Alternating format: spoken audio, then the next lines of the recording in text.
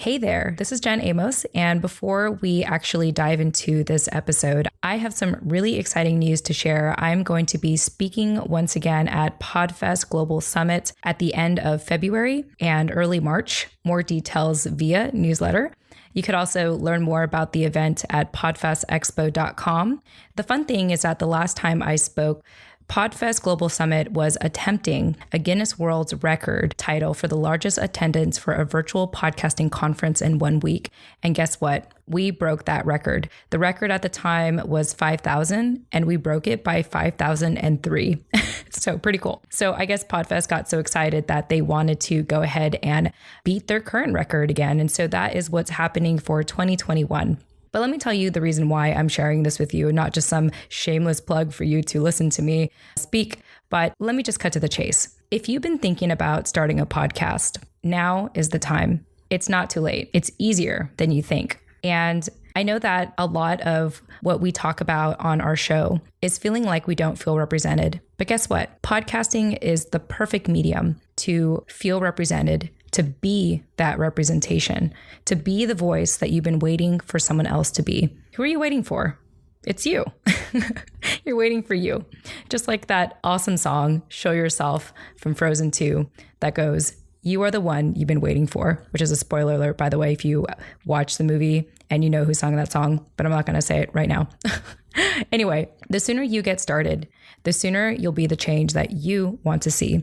And the sooner you'll hear people say thank you for making them feel seen, heard, and valued. And let me tell you, as Nani and I are nearing 100 episodes here on the Filipino-American Women Project, I can't tell you how many times people have thanked us. And let me tell you, it never gets old. So, as I mentioned, I will be speaking at this event, and it does cost something, but because you know me, I have a promo code. You could actually get the entry ticket for free by using my promo code Jen Amos, which is my name. I'll spell it for you in case you don't know, JENAMOS. So once again, that promo code is Jen Amos, JENAMOS, and you can plug that promo code in when you visit podfestexpo.com to grab your ticket.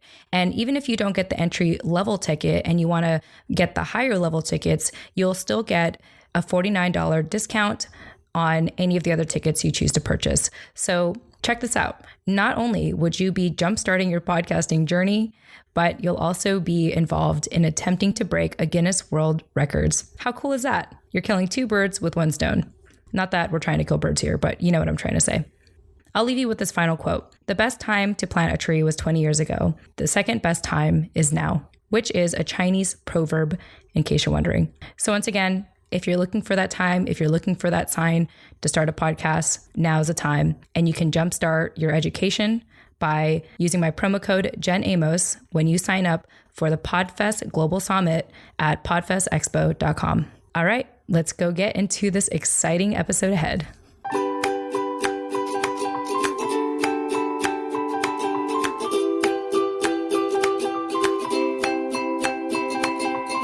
Hey everyone, welcome back to another episode of the Filipino-American Women Project. I am your founder, producer, and co-host, Jen Amos. And as always, I have my amazing co-host with me, who is also a blogger and Pinay, Nani Dominguez. Nani, welcome back. Welcome back, everybody. Hello. And people don't know this, but I haven't seen you for 2 weeks. So I know. We had a little break. Yeah, we had like a nice little break that flew by too fast, actually. It feels kind of surreal that I'm already talking to you again. But let me go ahead and bring on our guest now in case she wants to engage and be a part of our updates, because we have a lot of updates we want to share today. So today we have with us Megan Sotelo, who is a college persistence counselor and aspiring writer. Megan, welcome to the show. Hello, everybody. Yeah. And I thought I'd start because, I usually jump into announcements, but I'm going to ask this question now. How did you hear about our show and what compelled you to join us? So I found you guys on Instagram. I think that's pretty common. I released a book late last year. And so I've been trying to find ways to connect with my community because I realized, I don't really have one on social media. So I thought it was really important to just connect with other people with the same background as me and same interests as me. Awesome. Love Well, you it. found it here. Yes, you're part of our family now, whether you like it or not. Well, cool. Well, welcome. And before we dive more into your story, Megan, Nani and I are going to get into announcements. I think this is just good to kind of bring everyone on early so like the listeners know what we're doing. And we've done a lot of shows, Nani. We're nearing 100 episodes. So I thought I'd sort of mix it up a little bit here. But to our listeners, if this conversation resonates with you in any way, we have a phone number. You can text us at 415-484-8329. Once again, that's 415-484-8329. And I'm going to stress this because, Nani, we haven't received a text from anyone in a while. So I just want to, I was checking that the other day. I was like, oh, the last message we got was like late last year, I think is what I saw. So to our listeners, we want to hear from you. Let us know how this show has been resonating with you. Let us know who you like, maybe who you even want to hear be on our show. Once again, that phone number is 415-484-8329. Also, if you want to get the show notes of this episode, you want to get all of our contact info, not just me and Nani, but also Megan here. We do have a website, TFAWproject.com, which is spelled TFAW project.com. Would love for you to go on there and check us out. And for people that are maybe still new to the podcasting space, which I know it sounds bizarre at this point for a lot of you, but yeah, podcasting is still new for a lot of people. And so sometimes going via desktop is a good medium for people or preferred medium for people to go on, which is why I always like to stress the website. And Nani actually manages our amazing newsletter. It's amazing. She puts her love and heart and just blood and tears and sweat into it. So Nani, let us know why people should feel guilty. I'm just kidding. Why people should subscribe to our newsletter. You should subscribe to our newsletter because it is where we keep our hub of community. This is where we just keep a pulse on what's going on in the world, all the way from here in the States over to the Philippines, give like an overview of news. What else? A little love note from me. Some recommended resources that are just cool to share and circle around the community, and just any other cool updates that we have for you guys. So if you want to keep in touch, that is how you do it. Yes. And I feel like we have been getting more and more subscribers every week. So thank you everyone for feeling bad for us by subscribing. I'm just kidding. More like, thank you for supporting us. Yes. And being a part of our community. Yeah. Thank you for being a part of it. And lastly, we have a really new, exciting update that we want to share with all of you. And we've already gotten some traction from this, Nani. We have a new way for all of you to support our show. If you want to support us monetarily, we have a website, buymeacoffee.com/Jen and Nani. And what does that mean? If you like our show and you want to quote unquote buy us a coffee, you could just go visit that website. And we have our coffee prices starting at $5. And oh my gosh, Nani, we've already had like 2 people max it out, bought us 5 coffees. I mean, that's $25. 3. Yeah, that's right. 3. Actually, one of them became a member of our community, which I wasn't even going to get into yet. That was kind of just there in the background and someone managed to find it. Shout out to Rain. And so just how we launched that about a week ago, and already we have been getting a lot of traction. So again, if you like our show and you want to show your appreciation, check it out. buymeacoffee.com/Jen and Nani. And that'll be we have a link in our newsletter. So again, making everything easy for you guys if you subscribe to that. Yes, you are all very welcome. Other than that, I thought I'd also share and encourage all of you, if we're not asking enough of you. Again, there's so many ways you can support our show. Obviously, it doesn't just have to be monetarily, although we do encourage it, because otherwise I am the one that's funding this whole show. You're welcome. But there's that. Also, if you really like our show and you want to let the world know, leave us a review. I'm just going to read some of the 5-star reviews that we received via Apple Podcasts as well as Podchaser. So this one is a 5-star rated review that says, "Love these gals. Conversations with them flow so naturally. I've never had a better experience on a podcast before. Love the way they carry on the story and add so much richness to the conversation. I can't wait to see them shine bright." So POOKATIKI 2000. Thank you so much for that review. Nani, any thoughts on that review? Shout out to you. Next time, leave your name so we can address you properly. But thank you so much for that feedback. It means the world to us. Yeah. And this next 5-star review is actually from Mountain Nutri Mom, or I'm imagining that says nutrition mom or something of that sort. It's Mountain Nutri Mom. So Mountain Nutri Mom says, "Thank you for this podcast. I'm a first generation Filipino-American at 50 years old." So we have a higher demographic here, a wiser demographic. I'd like to say. I am not surprised about the stories, struggles, and magical strength we show as Fil-Am women. I relate to so many of these stories. It's difficult to hear things really haven't changed from my youth. Wow.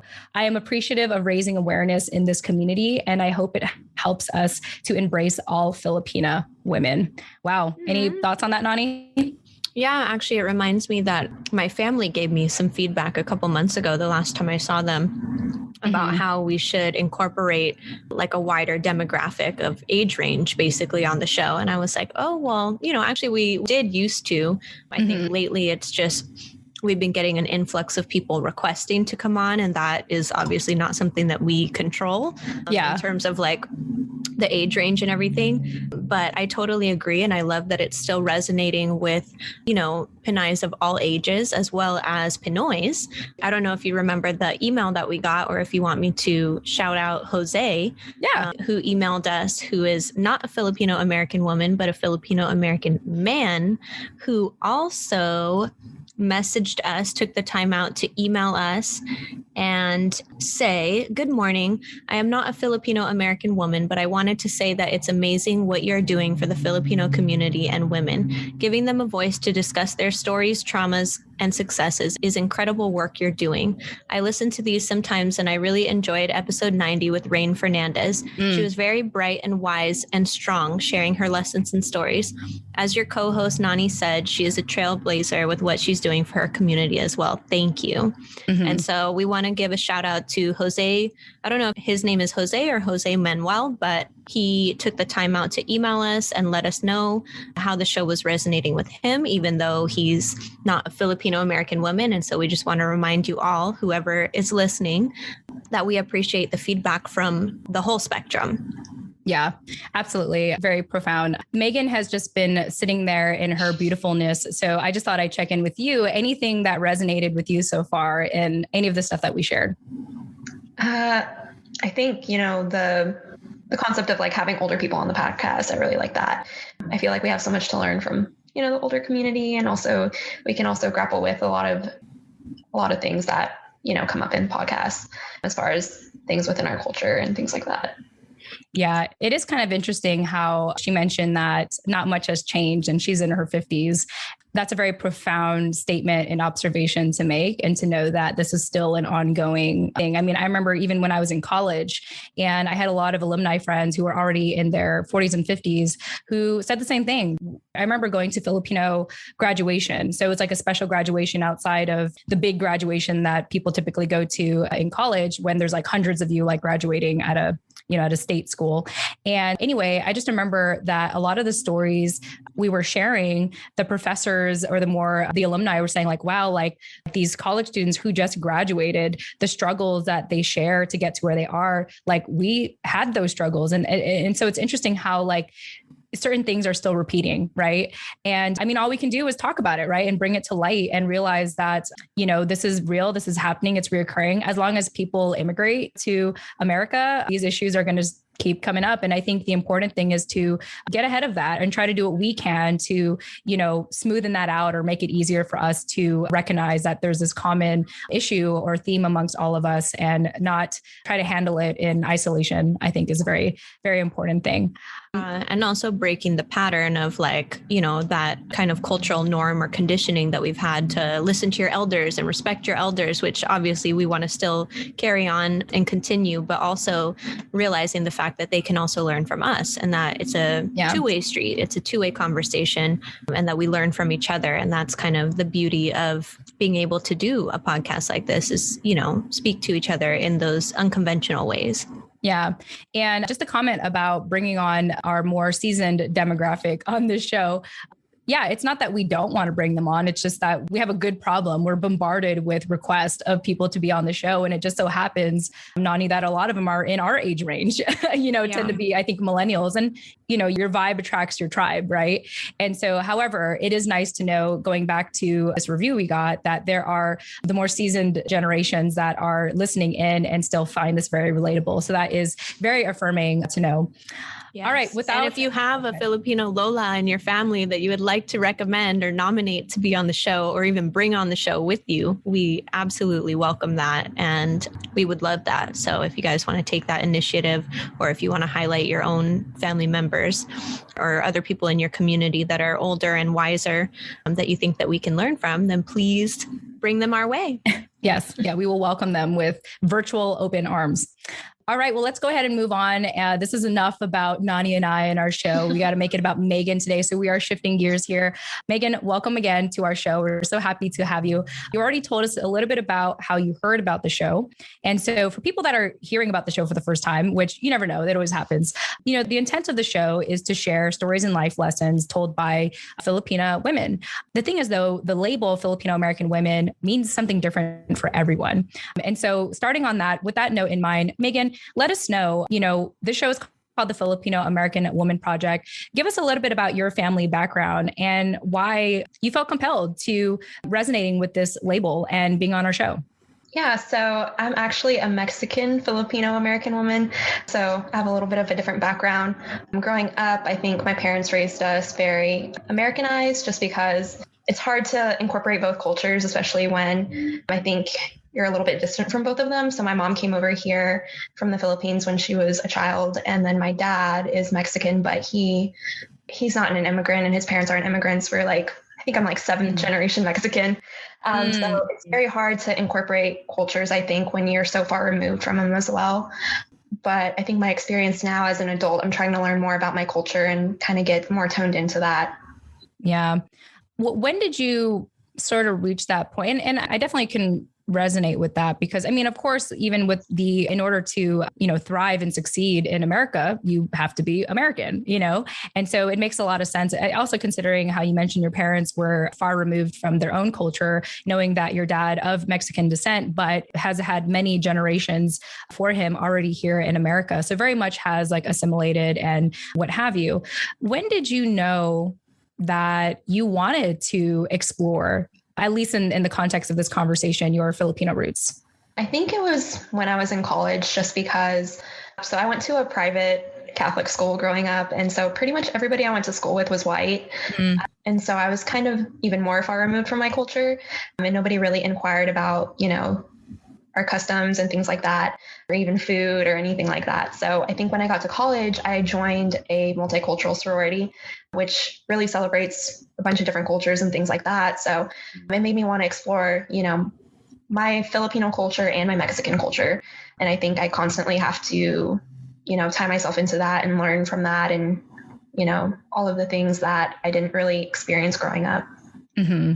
Yeah, that must be a fun thing to explore. And it sounds like maybe going into college, you were looking for like that connection or just like a community to be a part of that you wanted to connect with in like a genuine kind of like rooted way.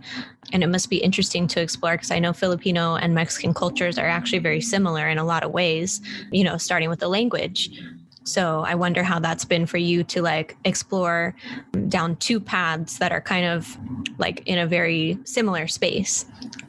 Yeah, it's really funny just because like more recently I've started watching the Filipino movies on Netflix. And it was really funny because there was one that I watched and it was about like a Filipino couple in Spain. So they were speaking Tagalog, Spanish, and a little bit of English. And so my brain was just, I've seen that one. Fried because I'm trying to go back and forth from all the different languages, but also it was kind of nice to see the similarities between all of them. And that's a great way to learn too, you guys.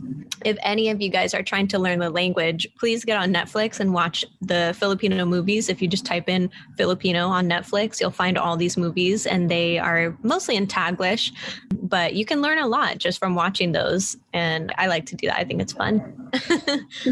I actually think that's interesting, Megan, that just like what Nani pointed out, there's probably more in common amongst Filipinos and Mexicans as opposed to being Filipino and white. And I feel like a lot of the mixed people we've had on our show, Nani, usually have like a white parent, it's usually Filipino and white. And so, I definitely know that we've had other people that also weren't, but I feel like a lot of the ones we've come across are usually like half white. So, to kind of talk about not half white and white, not half. I'm going to say and, Filipino and white, because no one wants to feel half of anything. You're complete.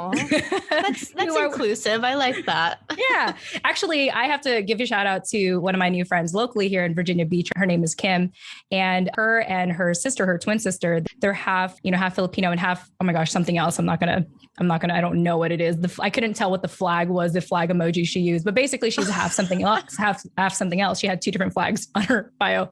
But I remember talking to her in person, she would say, I don't tell people that I'm half Filipino and half this. I'm Filipino and I'm this. And it's like, you are. That is a good distinction. I didn't even think about that. Yeah, you're welcome. But it does make, it makes all the difference. I will start doing that too now as well. Yeah. So Megan, you are Filipino and Mexican, right? Yes. And American. You're all of that. We're all of that. We're just a mix of a lot of things. Or maybe we're not a mix. Maybe that's just normal nowadays, Anyway, I've just been thinking a lot about inclusivity, and it's like, what does it really mean to be mixed? We're all technically mixed if you think about it. Even as Filipinos, we weren't called Filipinos until King Philip, who never stepped in the Philippines, decided to name the Philippines after him, Yeah. But prior to that, we were different, had different dialects, still do, different cultures, religions, etc.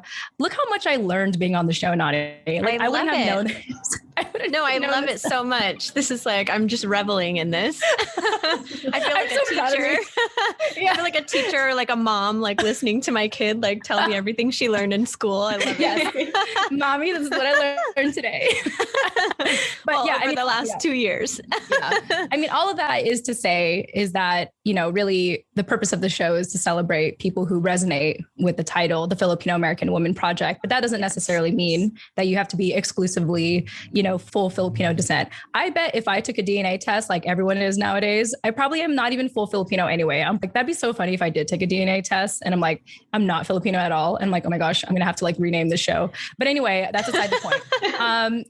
That's aside the point. So Megan, I am curious to know, in learning about your 2 different cultures, being of Mexican and Filipino descent, what are maybe some commonalities that you've come to appreciate in learning about both cultures? I think, of course, there's like the language, because there are a lot of similar terms in Tagalog and Spanish. I think there's a lot of similar foods.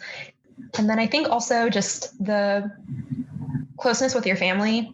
And also another thing is, the immigrant lifestyle and how important it is for, you to show respect to your parents when they come over here from their respective countries, and all that they do for you, and just the sacrifice that they make, I think is really important as well. And it's a commonality I see for pretty often between both. Yeah, for sure. And what have you found to be the biggest difference between, I think all 3 cultures, like maybe the thing you find most, what do you love the most about, let's say, the Filipino culture versus the Mexican culture, even versus the American culture? That's a hard question. That's a lot, isn't it? Oh my God, I'm sorry. You don't have to answer that. Totally fine. I think this is more of a similarity between both of them, but I think just like the vibrancy within the cultures. I think, Filipinos and Mexicans, they both like to have a lot of fun, and just like they're very lively. And when they celebrate, it's just a lot of fun to be with both of them. I think within my families, I've noticed, I don't know if this is with everybody, but my mom's family is a little bit more reserved than my dad's family. And I don't know if that's because my dad's family they speak Spanish and everything, but they're a little bit more, I guess, Americanized. And then my mom's family came over here when they were pretty young. So not sure if that has much to do with it. Who knows? I do know that my mom is generally, kind of conservative. And unless she's talking to her friends, like she's like, I don't want to be in the same room with her because she's just so loud. So I know where I get my loudness from. Whenever Scott complains, he's like, you're really loud. I can't sleep at night. And I was like, well, I'm my mother's daughter. Blame my mom. Yeah. Sorry, not sorry. I'll sit in the closet though, just so I'm not that loud. Yeah, I have a closet in my office, and when I know I'm going to be really loud, I just like sit in there. It's like right over there. So I go there when I know I'm going to have a loud conversation. I love that. I love that very much, Megan. Thank you so much for sharing that. Nani, any thoughts? Yeah, I can definitely speak to those similarities in like lifestyle as well. I'm not Mexican, but my stepfamily is. So ever since I was like 14, my dad is married to my stepmom, who's Mexican and has a big Mexican family. And our families just kind of naturally blended really well. So I can definitely speak to that, just like how familiar the 2 cultures feel, especially when they're put together. Nani, I didn't know that about you. That's a new thing I've learned, is that your stepmom is of Mexican descent. So Yes, man, you just have such a huge family over there, don't you? I have a huge family because it also includes all of our like step families too. So you guys will be learning more about my family on a real personal level soon. So stay tuned. Yeah, stay tuned, or learn more about it at buymeacoffee.com/Jen and Nani, because we have a hint at that there. Maybe I should get married and divorced a number of times so that I can have have kids, and I'll just have this community that has to love me because we're blood related. That's the thing about our communities is like, no matter how abusive they are, it's like you still love them anyway because you're blood related. And I think that's one thing that sounds like really messed up, but I think that's like one thing that I sort of hope to build out here in the East Coast as I'm growing roots out here. I'm not saying I want to like divorce my husband and remarry and stuff like that. I'm just saying just that loyalty, right? That commitment, that just like non-negotiable, like understanding that you have each other, for better and for worse. It's hard to find like language to describe that, right? Because it's like, what is that? My family is huge and we're very blended, and there's a lot of like halves and steps and also blood ties, but it doesn't matter. Even if like someone who is married into the family then later divorces, we all still stay close and we all still keep in touch. Like, when people ask me if I have siblings, I always reference my two brothers who I grew up with from my dad's first marriage, who were Black and white. And then now I have a different set of step siblings from who he's married to now, who's my Mexican step family. And so it's just interesting how I still, I obviously still keep in touch with my brothers from his first marriage, and I still consider them my brothers and consider them my family, but also I have this new family. So it's like when people ask me questions like that, I'm just like, again, how much time do you have for me to explain it? Yeah. Because we're a big, big blended family, but like those ties never die, For sure. I love that. I wonder what your family reunions look like. Those must be fun. They are the most funnest. I would prefer to party with my family over anyone else anytime. I love it. All right. Well, let's go ahead and move on here. Megan, thank you for just being thorough and telling us about your family background, and kudos to you for wanting to learn more about their cultures separately, just wanting to do that extra research on your own to understand the different parts of yourself, being of Mexican descent and of a Filipino descent. So let's go ahead and fast forward to life today. Megan, give us a snapshot of your life, particularly what keeps you busy and excited nowadays. I do a lot, I feel like sometimes. For my job, I work as a college persistence counselor for a school district here in the DFW area. So basically, I work with students to make sure that they have all of the resources that they need in college, or if they have questions or they come up to some sort of barrier, I kind of help them work through it. And then other than that, I work out. I like to read and write. So I write books on the side for fun, and I just publish one. So last year. And then I also help manage a small business that does clothing for fraternities and sororities. And then I also am the assistant regional director for my sorority here in Texas.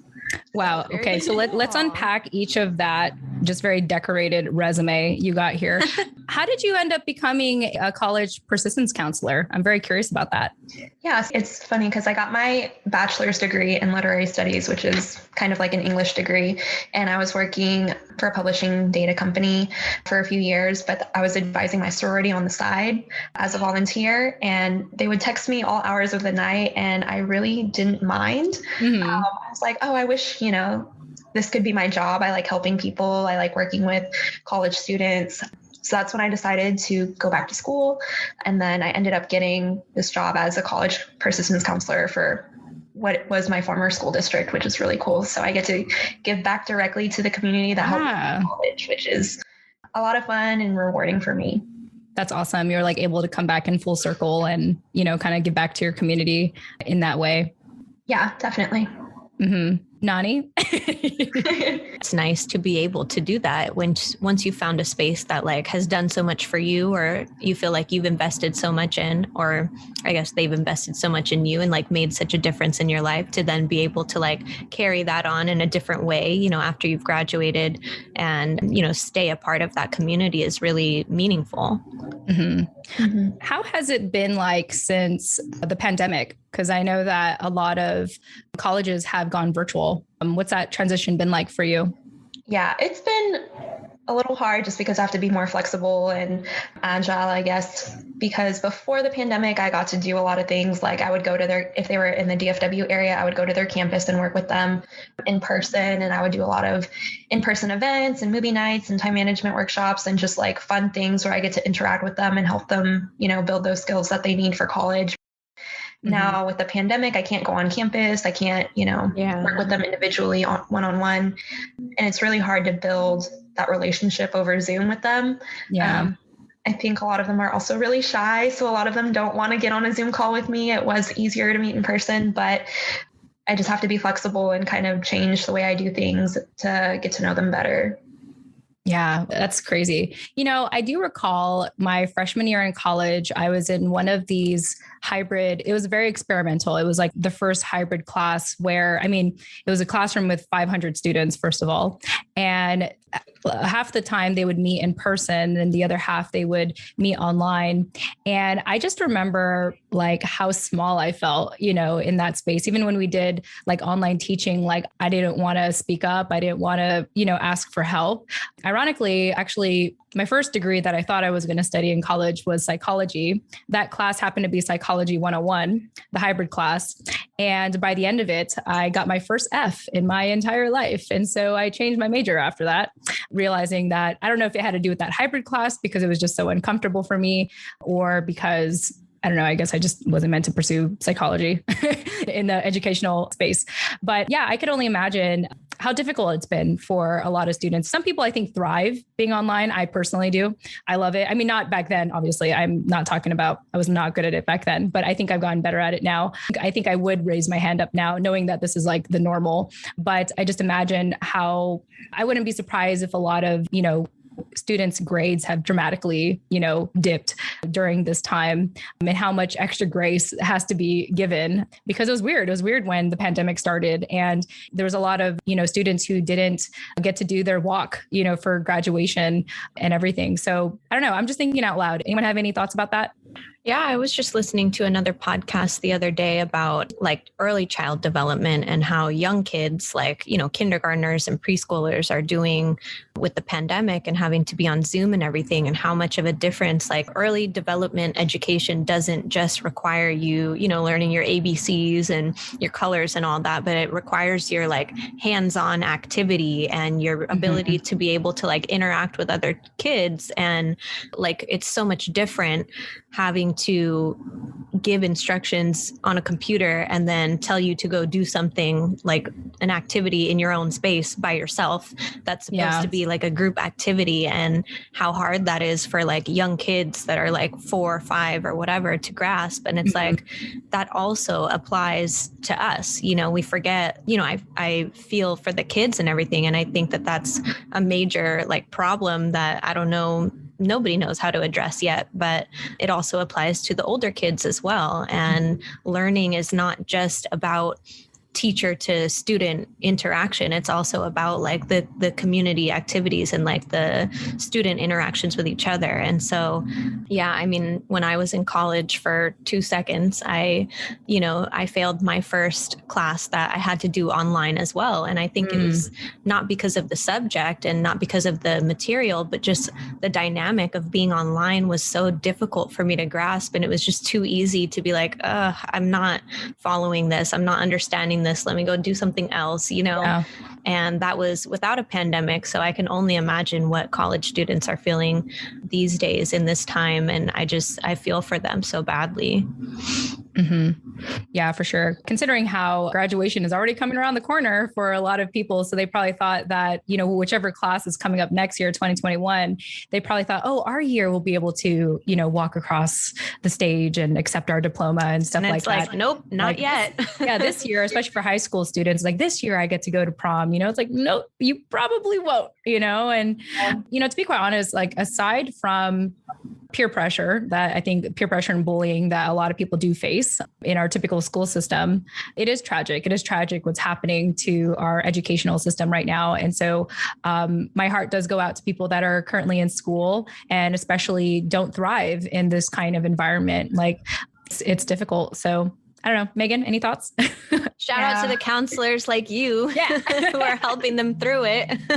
Yeah, it's definitely a lot. And I feel really bad for them. And my brother is actually a senior this year. So he got the end of his junior year and then his senior year ruined. So I do feel bad for the seniors who don't get to, go through those milestones that they've been looking forward to. But also for my college students, I work mainly with freshmen. So I know as I was checking in with them this past week, a lot of them came back and told me, hey, Megan, like I failed a lot of my classes. I just lost motivation. And I just, so I have to tell them like, it happens.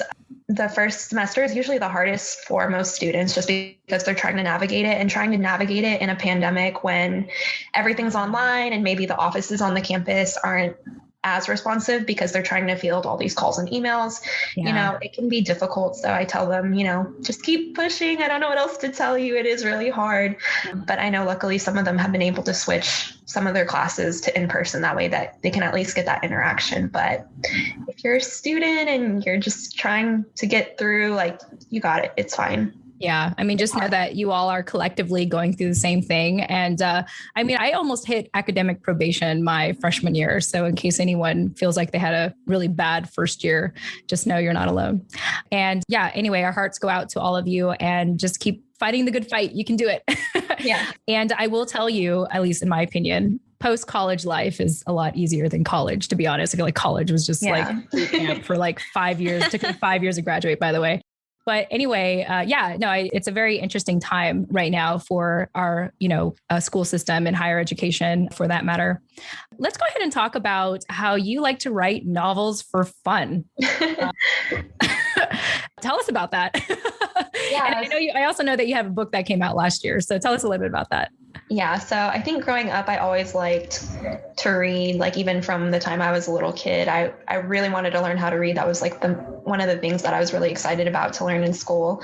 And then my parents I have a Filipino mom and a Mexican dad. My parents were really strict growing up. They wouldn't let us out of the house. Yep. A lot of the times, I think just because they're overprotective, which I totally understand now that I'm older, but a little bit resentful when I was a kid. But that just meant that I had to read a lot. So there were times when, we didn't have TV growing up or like cable at least. So that was like my fun thing that I would do is I would read. And then I got into writing short stories and things like that when I was a kid. And then as I got a little bit older, I started writing just books, which is just like no big deal. I don't just write books for fun. Like that's amazing. Yeah. I would just get these characters into my head and then I would just start writing little, snippets of scenes, things that I wanted them to do. And then I would just kind of stitch them together at the end and then come up with a book. So that's kind of how I got into it. This is so gumptious of you. I feel like kids who take a natural knack to reading when they're younger without having to be like forced into it always turn out to be such interesting adults and like do such cool stuff with their lives. So I'm not surprised after learning that about you. Yeah. Just so intellectual. And I'm sure you have a very vast inner world, I imagine, because a lot of reading and writing requires like kind of having that solitude time to kind of explore your imagination and everything. So that must be a lot of fun. And that kind of reminds me of like in growing up and, mom having worked all the time and, my siblings and we had to entertain ourselves. And so even for me, not that I wrote books for fun. I wrote fan fiction for one of my favorite video games, a fun fact there, and no one will ever read them. Just so you all know, I do have them, but you will never read them. You will never find out what they're about. But that was fun. It was fun to just kind of go off in your own little world and just come up with these characters and stories and everything. And I think it's because of all that writing growing up that I'm actually able to be a podcaster today, because I feel like all those thoughts are finally able to come out of my mouth as opposed to just like, you know what I mean? Just like writing it all out. I heard somewhere that if you're a really good writer, you can be a really good speaker and vice versa. So if you have a skill set in one of them, you can have a skill set in another. And I'd like to believe that. I'd like to believe that I'm good at both. But Nani, any thoughts on that? I disagree. Well, only because of my own like discomfort about public speaking. Like that is the last thing that I want to do. When I would have to give like presentations in high school or something, you know, you like do a project and then you present it in front of the class. I would do anything that I could to get out of that. Like, oh, I have my period. I can't, like, I just feel so bad, or I'd like skip the class or be sick that day, or I literally would do anything that I could to get out of it. But I can write all day, you know, like I love to write. I love to express myself via like writing, but I don't feel like I can articulate myself the same way when I speak.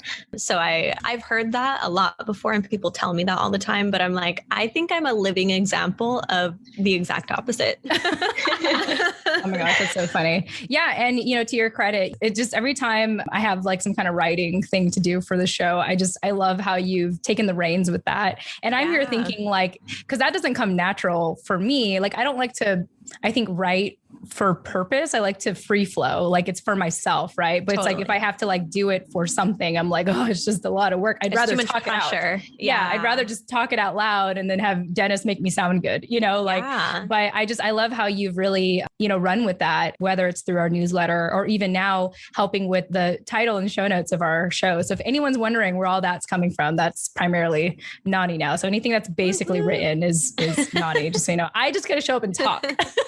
and I mean, produce the show. That's okay. We play to our strengths. We do. That's play why we work well. Yes, that is very true.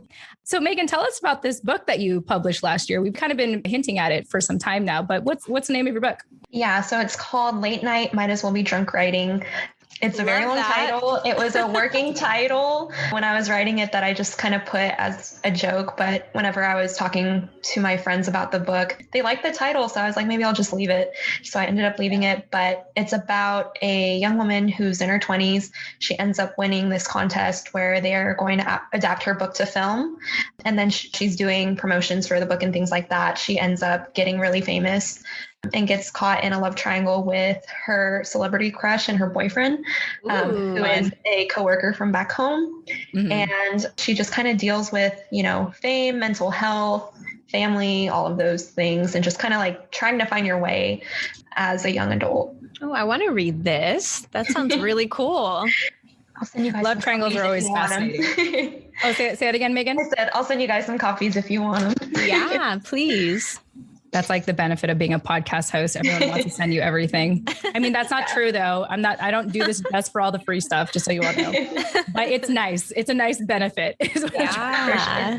No, that sounds so cool. I'm trying to get into reading more now too with the pandemic, and it's like, well, there's nothing else to do. And I've always tried to like force myself into reading. I just like, I don't know why. I have a short attention span, I think, which is why it's difficult for me to like finish books, but I love stories, you know, instead of like educational books, which I'm always trying to push myself to read so that I can like learn things and be productive. I really enjoy more reading novels like that, or stories, especially like coming of age stories. I don't know why I'm so attracted to those. So that sounds really cool. What was your inspiration for this? Is this like based on a real thing that played out in your imagination, or is this just like completely random, or how were you inspired to write these stories?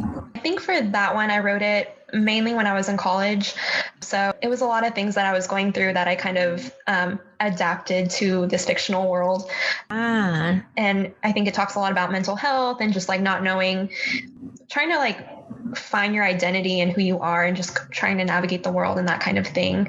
And then last year, I like left the book alone for a little bit. And then last year, I kind of, as my life was starting to like normalize, I guess, I finished up the book. And it was really funny because I was finishing it up right before the pandemic started. And I told myself, if I just had one more week at home, I could finish this book. And then we went into quarantine. So I was like, oh, now I have all this free time. I have to finish it. Now I have no excuse.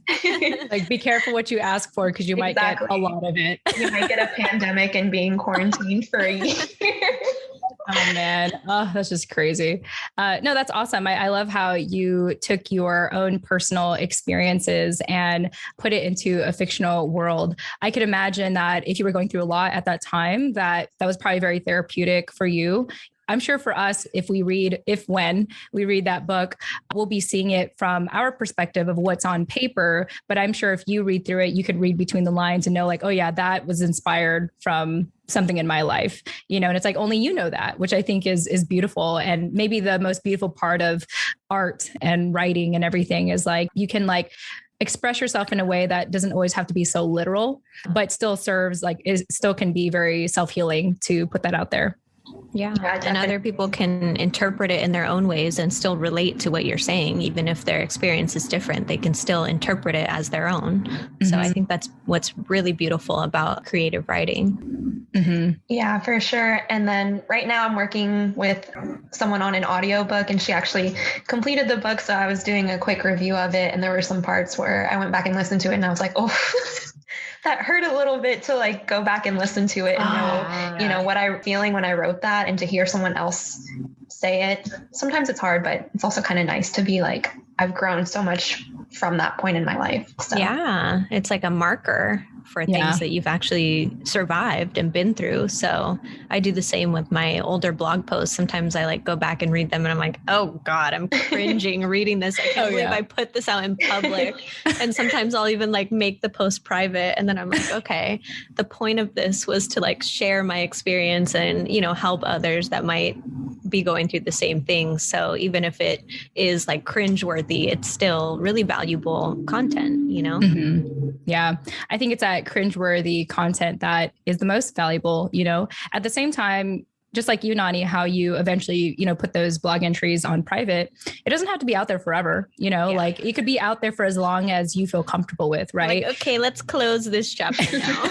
Yeah, like this is so over. That reminds me of my personal Instagram account, the Jen Amos. I used to have like over 1,000 photos on there. And then when I moved out to the East Coast, it was so hard for me to look back at my past. Like it was like, because I was living a whole different life, and to go back and to scroll down, I was like, I just can't, And so I archived like everything. And the beauty of the archive. Yeah. The funny thing, Nani, I learned this the hard way. So I didn't know you could archive till like literally last year. And so what I did was I downloaded everything like you can on there on Instagram. And then I like manually deleted everything. Like I actually downloaded a third-party app to help me like delete everything because it was so many photos. But, again, I'm glad that I kept those photos for myself. I do still have them in my Dropbox somewhere. No one will ever have access to that either, along with my fan fiction.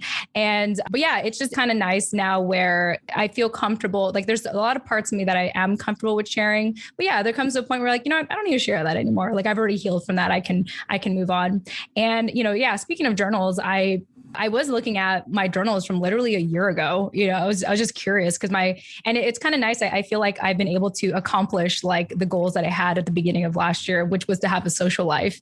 And despite the pandemic podcasting actually gave me that outlet to build a social life. So kind of looking back at like just the pain I felt at the beginning of the year, feeling like I still had no one out here that I could just, kind of like barge into their house whenever I want. I mean, I still don't have that, but like I have friends now is what I'm trying to say.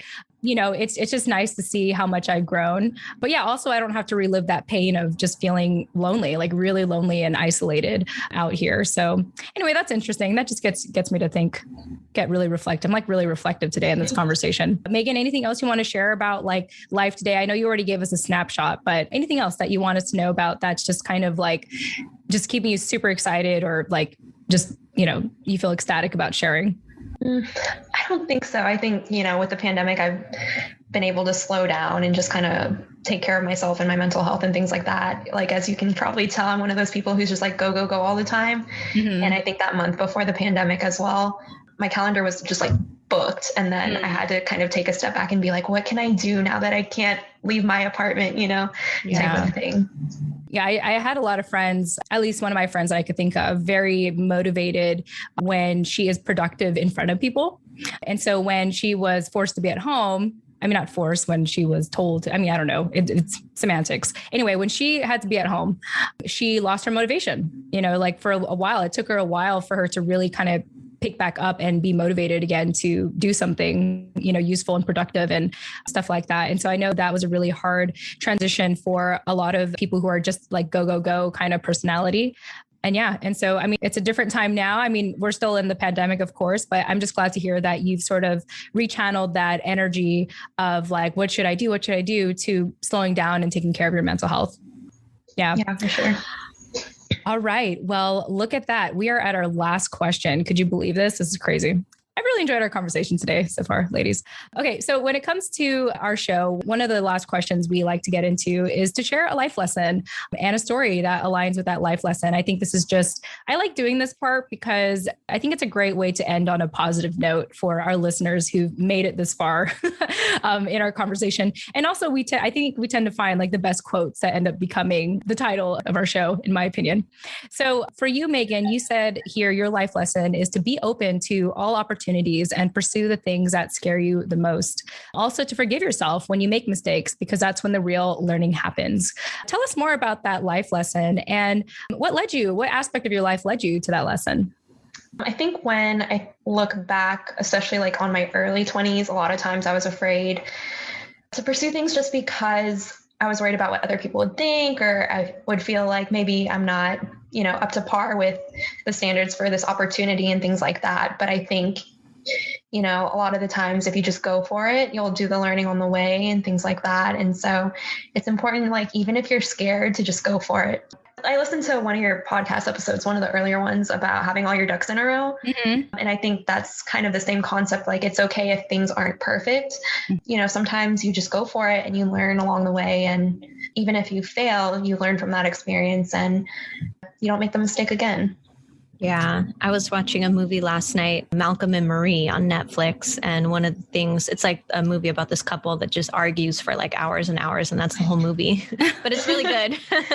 And one of the things that stuck with me that he said was that you don't have to be proud of everything that you do. You just have to get up and keep trying. You just have to get up and keep working. You just have to take that risk and take that chance and go after the things that you want. And not everything has to be a success, And I think that we've talked about imposter syndrome a lot on this show, and really just want to emphasize like normalizing failure and making it like taking away that negative connotation that comes along with it, because in order to learn, you have to fail, So it's kind of like you can't have success without failure. You can't have the good without the bad. You can't have flowers without rain, blah, blah, blah. Mm-hmm. It's just a normal part of the process. And so it's really easy to forget that, especially when you want to try your hand in a new space that you're not familiar with already, or you don't have guidance in, but you want to get into. It's like you have every right to try it and go for it. And we just forget that so easily. So yeah, I think that is, in my experience, I feel like it's very much a cultural thing. My mom being a widow very early on and having to feel like she needed to keep everything together, to raise her kids, 3 kids under 11 years old. And I remember there was this one New Year's Eve where my siblings and I were celebrating like, oh, it's New Year. And mom happened to be locked up in her room. And my brother, I think, was trying to wake her up. And what we had come to find later is that my mom was crying on New Year's Day. We were going through a hard time with my grandma, unfortunately, was kind of reaching her final days. And my mom and her siblings were in total disagreement of how to keep her alive. One thought, oh, well, let her do what makes her happy. It's her final days. And the other one's like, no, like lock her up and, keep her really healthy so she can live longer. And so one of my mom's siblings really made her feel bad for letting grandma live her life, and I think at least that's a story that I was told. I could be absolutely wrong about this, but that's what I recall from that time. And my mom just felt so guilty, at that point, but it took me years to know that, and other than that, it's hard for me to tell, like, who my mom, like what my mom feels, she's just very like provider minded, like, are your basic needs met? Are you feeling secure and stuff like that? But I think for me, like what that brought in my mind, or what that modeled for me, is that you can't show your feelings. You can't show your weaknesses, your flaws. Like you have to be strong for people. Because you just do, And so it really took till later in life to deconstruct all that and be okay with my feelings and be okay with crying all the time. time. I remember there was a time where I passed this threshold where I was like, oh, it's okay to cry. I literally like cried every time. I remember my first college boyfriend that broke up with me. Like I cried in public, like at a boba shop in San Diego, in Mira Mesa specifically. You know who you are. It's okay. It's fine. I moved way past that. It was like over a decade ago.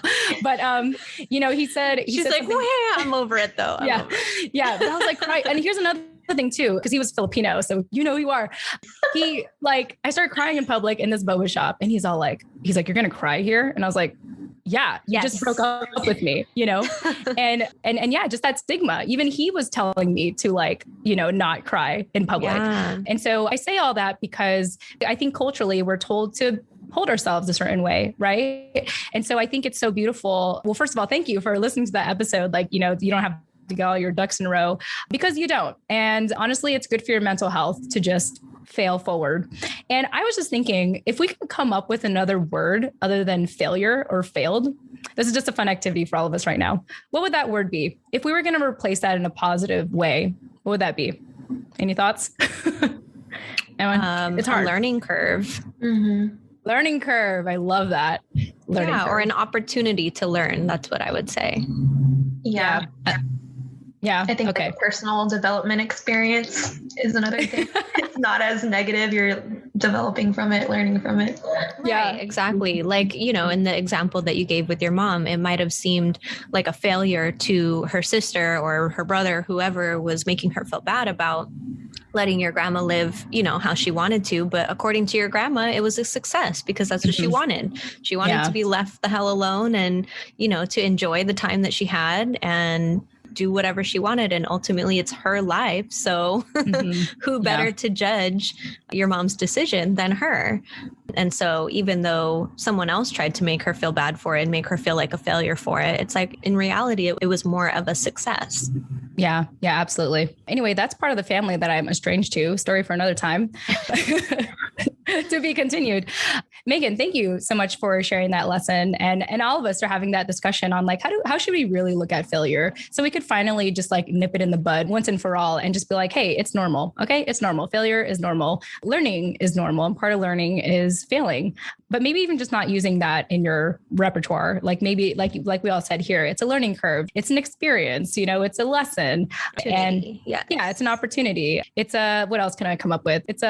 It catapults you into something better, it's redirection, not rejection. There's so many things we could say. There you go. Hopefully that's something you all can pick anything from all the ideas we shared to tell yourself that you're not a failure. Okay. That's what we're really trying to say here. You're not a failure. And just because you fail, your failures don't define you. If anything, they refine you. Oh shit. That was good. That was good. You're on a roll. That was good. Wow. I'm having a really good Saturday. Awesome. Well, Megan, this has been an absolute pleasure. Thank you for humoring us and being a part of our conversation and letting me talk a lot. I feel like I talked a lot today. Any closing thoughts before we go? I don't think so. Just thank you guys for having me. And I had a great time talking to you guys just about everything. Cool. I love it. And Nani, any closing thoughts from you? Thank you for joining us, Megan. We really enjoyed talking to you today. Yes. And also, Megan, let us know. And yes, this will be provided in the show notes in case anyone's wondering, or on our website, tfawproject.com. Let us know, how can people get a hold of you if they want to reach out? So most people can reach me on social media. My handle is the same on all my platforms. It's Megan Stiletto, like the shoe. Nice. Play on my last name. And then you can also email me at megansotelo@gmail.com. Perfect. Well, I had a great conversation with both of you today. Thank you so much for your time and your energy and your love and your contribution to this project. And again, to our listeners, show notes, humor us, and Nani's newsletter. Check that out. That's important. We work really hard on that. With that said, thank you all so much for joining us, and we will chat with you in the next episode. Tune in next time. Bye.